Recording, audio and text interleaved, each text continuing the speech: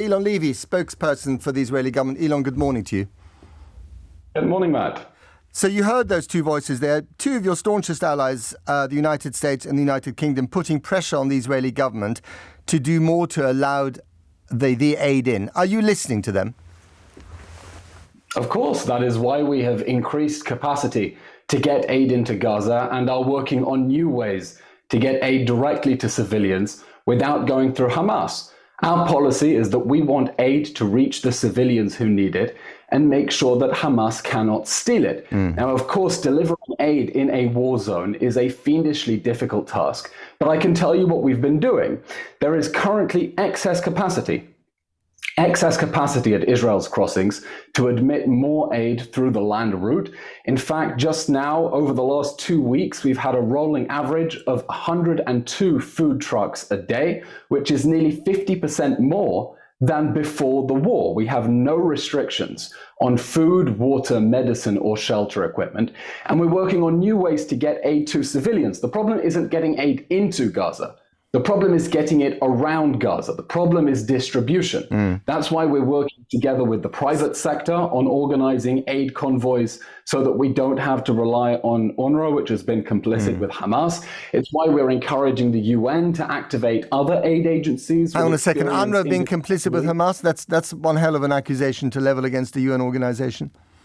I know there are the 12 UNRWA employees who've been sacked for allegedly taking part in the October the 7th attacks. But the entire organization complicit with Hamas? Absolutely. Where's the evidence? Where's the evidence, Eylon? Where's the evidence?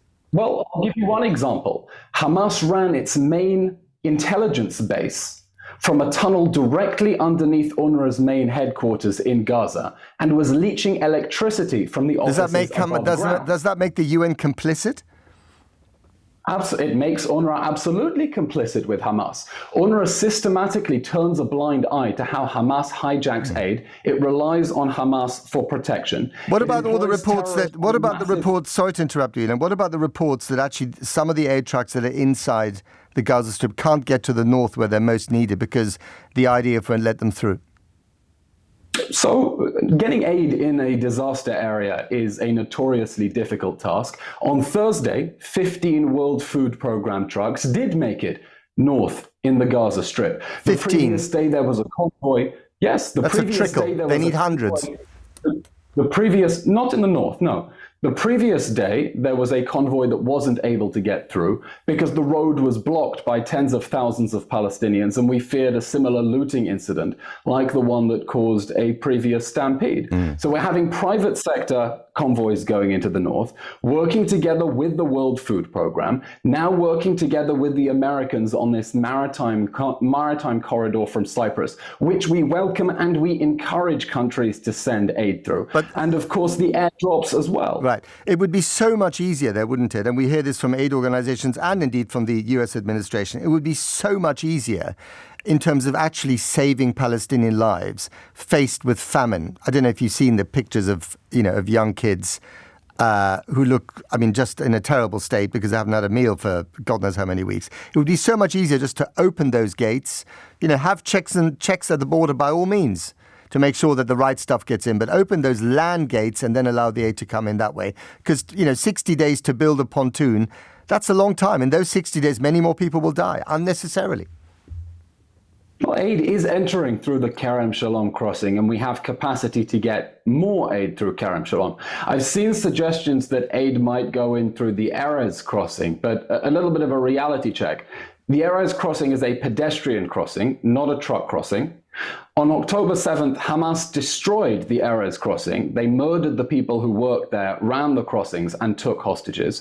And since then, it's been firing rockets and mortars at that site, making it impossible or very difficult to get close to that area. So Kerem Shalom is open. That was before the war, the main goods entrance into the Gaza Strip. Over the last week, we managed to reach a record 270 trucks going through Kerem Shalom and Rafah in a single day. And there's excess capacity for more to enter through those crossings. But that's not what we're hearing from the UN. This line about excess capacity is not what we're hearing from the aid organizations. They're saying that actually there was a larger number of trucks coming through in January. It then went down in February, and it's still nowhere near the 450 trucks that went across the border before the war. I know, but look, this is a misnomer, Matt, because the 500 trucks that went in before the war, they were not all aid trucks.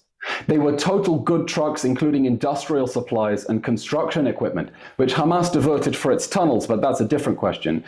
Construction equipment that, for obvious reasons, is not entering during this war. In terms of food, over the last 2 weeks, there have been 46% more food trucks every day entering the Gaza Strip than and yet there is still war. famine, right? So We're talking about...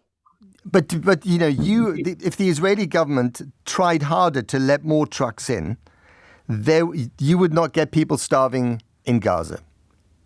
Matt, we're in a horrific situation now because Hamas decided on October 7th to declare war with a barbaric massacre and to wage that war from inside civilian areas.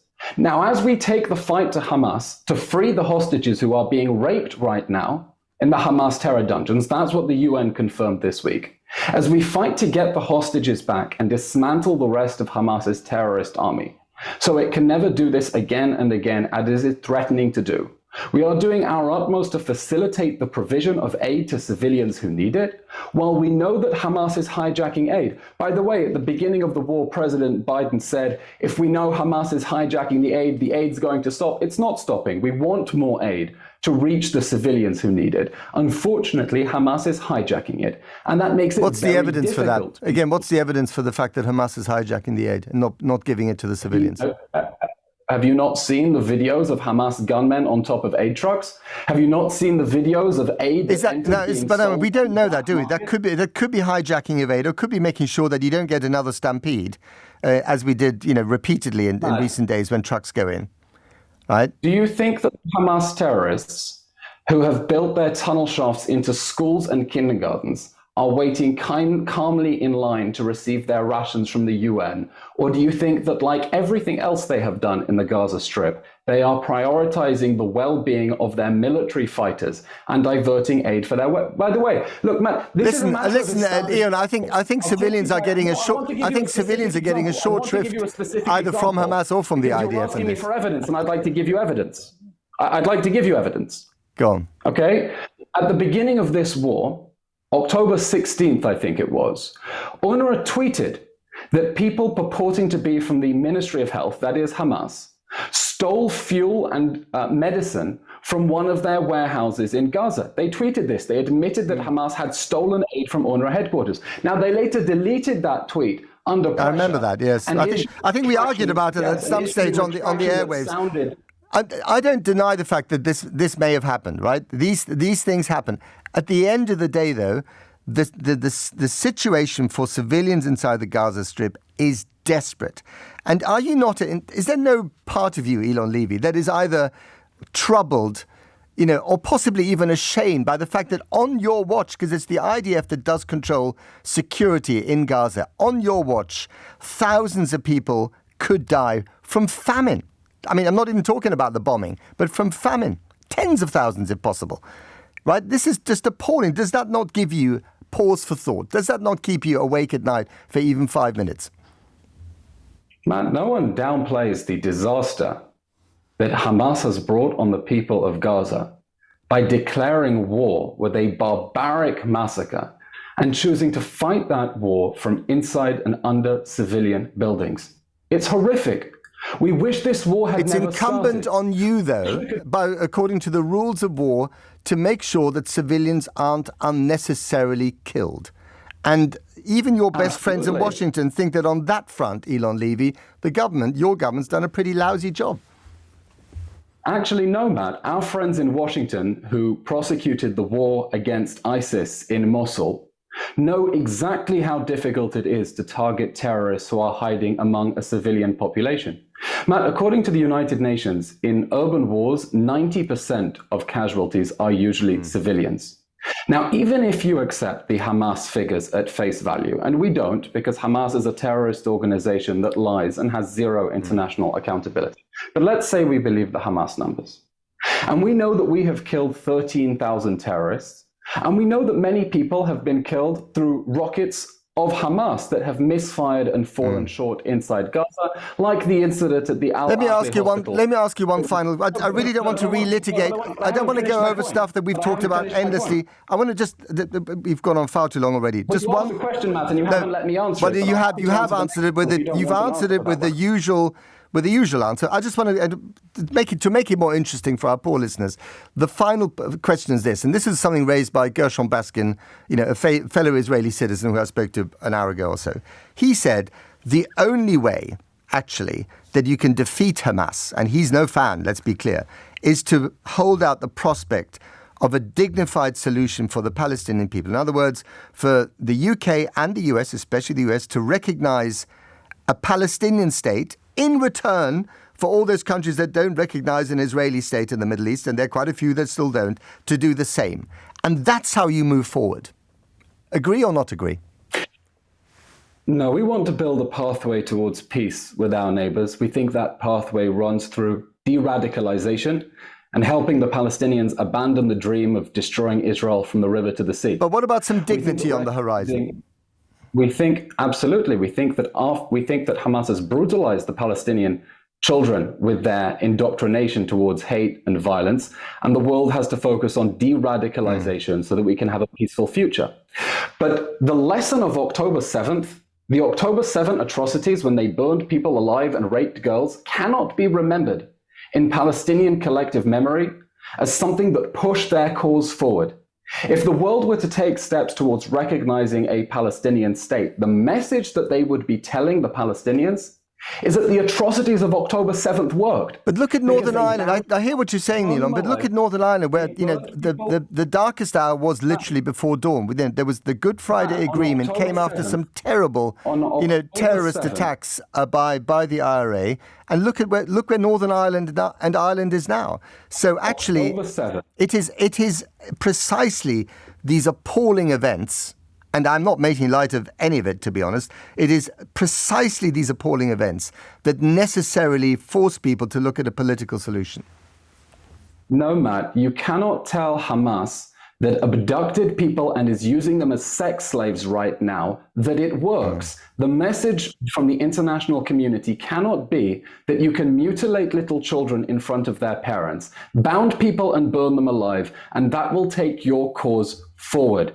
The Palestinians have to understand that terrorism is a dead end. There's no light at the end of that tunnel. And there has to be a price for launching the deadliest terror attack in world history. Well, I mean, they would say conversely, you cannot bomb, you can't bomb families in their apartment blocks and kill them wholesale and use that as an excuse for moving forward either.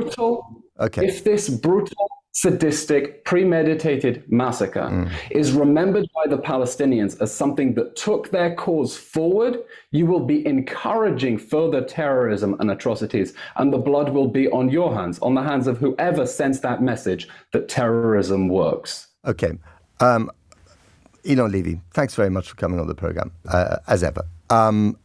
And I have to say, the Israeli government is very good at putting up spokespeople. They are very ready to talk. I have to say, the Palestinian Authority in Ramallah is less good at doing that. For all the time I spent in Israel and in the West Bank, there was never anyone who was prepared to speak on behalf of the Palestinian Authority. It would be good if that were to change as well.